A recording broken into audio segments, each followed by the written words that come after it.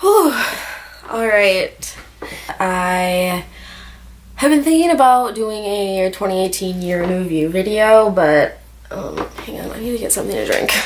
Alright. It's been on my mind to do a 2018 year in review just because I feel like I've changed so much myself and the way I want this channel to be, and kind of just my overall goals honestly have just really changed, and I think it's good to reflect, be able to look back on this even if it's the most cringy fucking video of my life. But I've made a notes. I kind of just made months and then kind of went through my Snapchat memories and wrote down some shit about that time in my life, and then I'm kind of just gonna talk through it and maybe tell some stories, spill some tea. We don't know yet. Watch to the end to find out. Thanks. First, to start out, I just want to say that I am super thankful for the following that I have on this channel. Didn't ever anticipate it ever even hitting this many. Like, I remember sitting with Max in his car when I first made my channel and he was the only one that never knew about it, and there was like 100 and we broke 100 and I just couldn't believe it.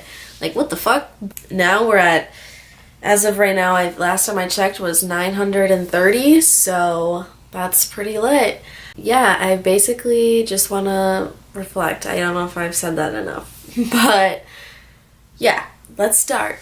Reflecting back all the way to January of 2018, my New Year's was pretty uneventful. I honestly don't even remember what I did for that New Year's, but honestly I think it was necessary. I had just gone through a serious breakup and needed that time to just kind of decompress, process where I was at, because I genuinely lost myself in that toxic relationship, and I know I haven't really opened up about it on my channel, but basically, to keep it short and sweet, I realized afterwards that I was so consumed by this person that I literally had nothing for myself. Like, I did nothing for me, really. I had no hobbies or interests besides this, and that was just the one thing I was doing, and it's just really depressing to look back and like see how manipulative that was, and kind of how I got there, and just the mental headspace I was in at the time is just super toxic to think about. But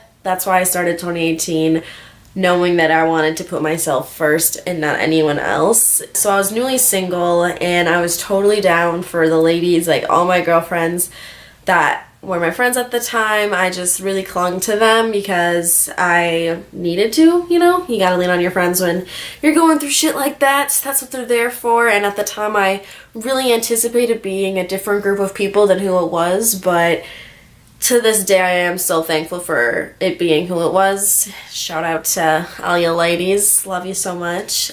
But I also wrote that you should trust no one. That's something I learned about in January, but everyone does act with their best interest in mind, whether they want to believe it or not, and I think that at some point it's better to be aware of it and to acknowledge it than to just pretend like it doesn't exist, where if I can acknowledge it, maybe I can take that step back and think about it and maybe be generous and not put myself first in a situation. And so just having that awareness, I think, has really kind of opened up my eyes to what being kind is and how to make an impact on other people. The highlight of that month was that I realized I could be happy. And that was like a crazy concept for me because I was just in this really dark place before that, and being able to kind of see the light a little bit really just put me in a better headspace, and I was ready. As cliche as the start of a new year is, it really was the start of like a new me and just really figuring out who I was and what I wanted out of life. And moving on to February, I also would like, I didn't mention this in the beginning, but I've been like on the end of a cold, so I'm trying to like fully get rid of it, but that's why I sound kind of and have like phlegm and shit in my throat. But February, my first point is that priorities are important. I think that I really learned that month, and I didn't really have the best priorities. Yeah, you know, I really just kind of figured out that I needed to put myself first and like my headspace and my personal goals like school in front of other things like going out or trying to be with my friends and shit like that. I was blacklisted from 2 fraternity houses, and yeah, I'd like to add that to my resume because I think to get that many men to hate you is truly an honor, because what the fuck? Like, oh. I'm just gonna sip my coffee to that because, yeah, fuck y'all. and I wish I could name drop, but I can just hear the drama. I can just hear it happening already. I'm just gonna stop talking about it. Moving on to March. I had a lot of friends, had a lot of fun times during this time in my life. This past year it was a lot of just going out with the girls, having a good time. I don't remember this. This was told to me the next day after it happened, but apparently I was at a McDonald's with one of my friends and we were getting catcalled on the way in, and I guess I was hollering back some shit like, yeah, you know what, fuck, you do look fucking hot, you know, go fuck yourself. And we get inside and I guess that they were kind of mocking my friend that she hadn't really said anything, and that, you know, oh, that one, you know, is more intimidating, she's not saying anything. And, you know, I turned around and I guess and I was like, you should be scared of me, blah, blah, blah. And yeah, I have no idea. It was just a very weird experience because I'm usually not that outspoken, let alone yelling at people that are much larger than I am. So yeah, that's a fun time. Good times in March and April. Hanging out with a lot of people in my sorority and just like loving myself and them all at the same time. We had our banquet that semester and I had missed out on the fall banquet and decided not to go, and then went to the spring and had a really good time. And I went alone and I didn't have a date, and so that was kind of a big step for me to be able to do something like that and be in that kind of situation and really take care of myself.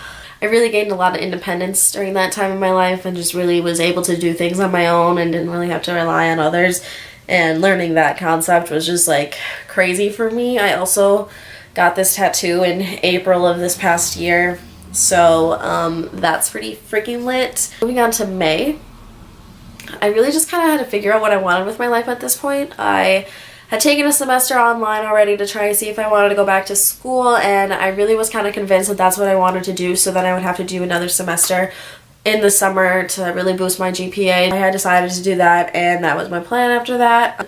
Also, during this time, I met this guy, and he was just a really great friend, and I'd like to think he still is, but sometimes he's a little sus, so like there's that. But yeah, I met him during this time too, and he's definitely something that like I consider significant throughout my 2018, just because he was such a good friend to me, and we also had a lot of fucking fun, and I wish him the best in all he's doing. On to June.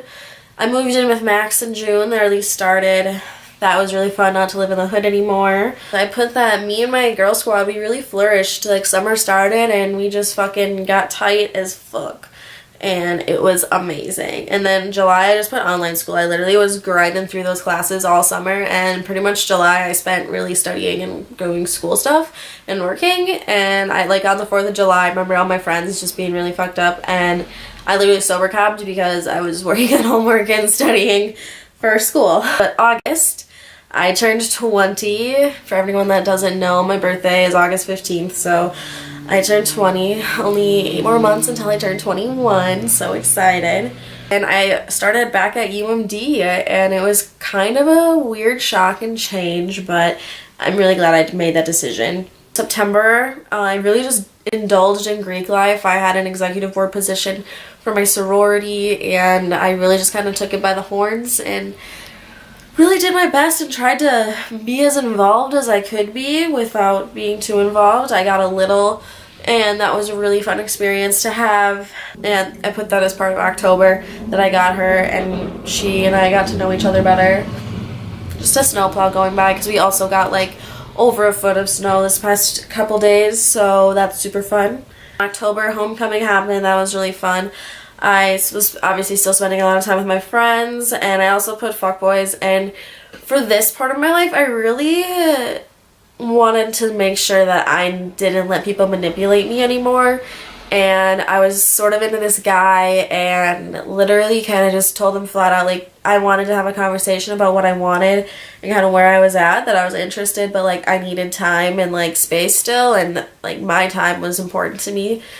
And when I told him all of this, it seemed really clear that he understood what I was saying, but after I had told him, like, he just didn't get it, and I basically just cut ties with them. And like after that, because before all that we were friends, and like for them to be upset that I were to like stop talking in that sort of way just because they weren't receptive to what I was saying, like, doesn't give them jurisdiction to hate me because I'm not like soliciting like these advances anymore. I don't know. People feel really owed by others or make you feel like you owe them something, and just being aware of that, and even if they are upset by something that you're doing to like better yourself and better the situation, like you feel is best for the situation, that they can hate me all they want because I'm still gonna do what I think is best, whether you agree with me or not. I just didn't feel like it was a healthy situation, and being able to understand that before it could develop into anything worse just like helped me get that out of my life and move on. But yeah, November, I was really just grinding on that school, work, family grind. Thanksgiving, obviously, I had a lot of fun going home and all that. But in December, I really learned that you can set your mind to anything, and you can do it if you put in the work for it. And I did really good this past semester in school, and like that was a really big accomplishment for me, and I'm just really thankful that something I did paid off in the end, because I just feel like I've been kind of in this like I just am a hamster on a wheel, running and hoping that like it'll slow down a little bit, and I finally feel like I'm catching up a little bit, and it's really nice, and I feel like I know what I'm doing and kind of where I'm going, and it makes me happy.